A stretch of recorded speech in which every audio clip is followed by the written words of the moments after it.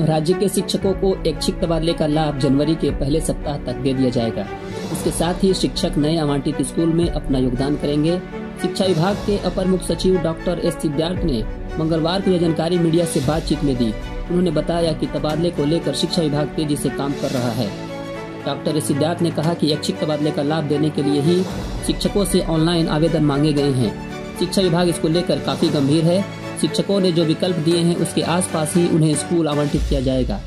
एक सवाल पर उन्होंने यह भी कहा कि कोई शिक्षक अररिया से कैमूर जाना चाहते हैं या फिर कैमूर से अररिया जाना चाहते हैं तो इसमें हम लोगों को कोई दिक्कत नहीं है।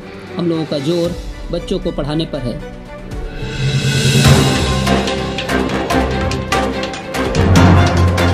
सरकार के सख्ती के बावजूद राज्य के सरकारी विद्यालयों में अब भी छात्र छात्राओं के फर्जी नामांकन और फर्जी उपस्थिति दर्ज हो रही है।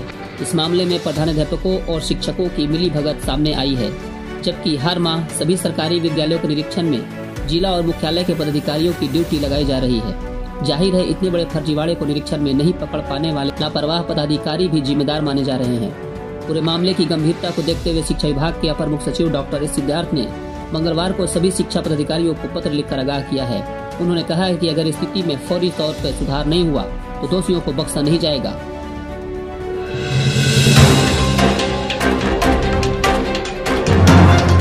साल में निजी स्कूल के 7 लाख से अधिक बच्चे स्कूल से गायब हो गए। इस शिक्षा कोष पर आधार के साथ पहली बार निजी स्कूलों के बच्चों का रिकॉर्ड लिया गया है। इसने दोहरे नामांकन के साथ नामांकन फर्जीवाड़ा समेत कई तरह की गड़बड़ियों की पोल खोल दी है। इस शिक्षा कोष पर डाले गए 2 साल के रिकॉर्ड से यह खुलासा हुआ है कि एक साल में 31 लाख का आंकड़ा 23 लाख पर आया है।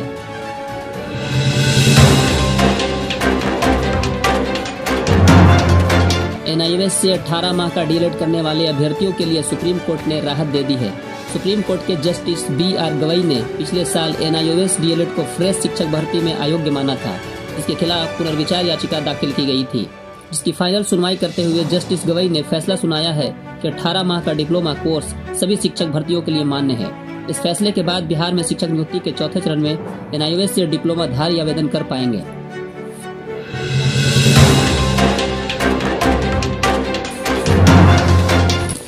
बिहार विधान परिषद के तिरहुत स्नातक उपचुनाव में दूसरी वरीयता के मतों की गिनती के बाद मंगलवार देर शाम शिक्षक नेता बंशीधर ब्रजवासी को विजय घोषित किया गया। चुनाव प्रेक्षक लोकेश सिंह की उपस्थिति में उन्हें जीत का प्रमाण पत्र दिया गया। बंशीधर ब्रजवासी ने जनसुराज पार्टी समर्थित प्रत्याशी डॉक्टर विनायक गौतम को 10,915 वोटों से पराजित किया।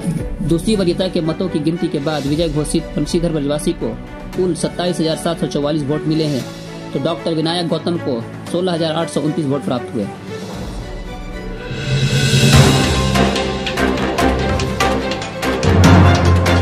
राज्य के सभी स्कूलों में कक्षा 1 से 8वीं तक के बच्चे प्रतिदिन 1 घंटे बोलकर पाठ पढ़ने का अभ्यास करेंगे। इसी तरह से हर दिन बेसिक गणित एवं गणित के प्रश्नों को त्वरित गति से हल करना अनिवार्य रूप से सिखाया जाएगा। इसको लेकर शिक्षा विभाग ने मंगलवार को राज्य के सभी जिला शिक्षा पदाधिकारियों को निर्देश जारी किया है।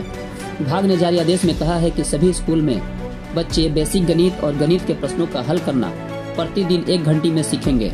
वहीं प्रतिदिन दूसरे घंटे में 1 घंटे हर बच्चे को पाठ्य पुस्तक बोलकर पढ़ना सिखाया जाएगा। प्राथमिक शिक्षा निदेशक पंकज कुमार ने जिला शिक्षा पदाधिकारियों को पत्र में कहा है कि इसके लिए वर्ग शिक्षक जिम्मेदार होंगे, जो कक्षा के प्रत्येक बच्चे से पाठ पढ़वाएंगे और गणित का प्रश्न हल कराएंगे। पाठ पढ़ने और गणित बनाने की क्षमता का साप्ताहिक मूल्यांकन हर सोमवार को वर्ग शिक्षक करेंगे।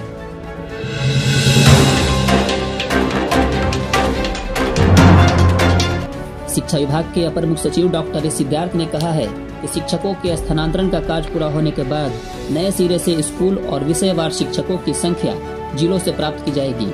इससे यह साफ हो जाएगा कि अब और कितने शिक्षकों की नियुक्ति की आवश्यकता है, किस स्कूल में कितने पद रिक्त रह गए हैं।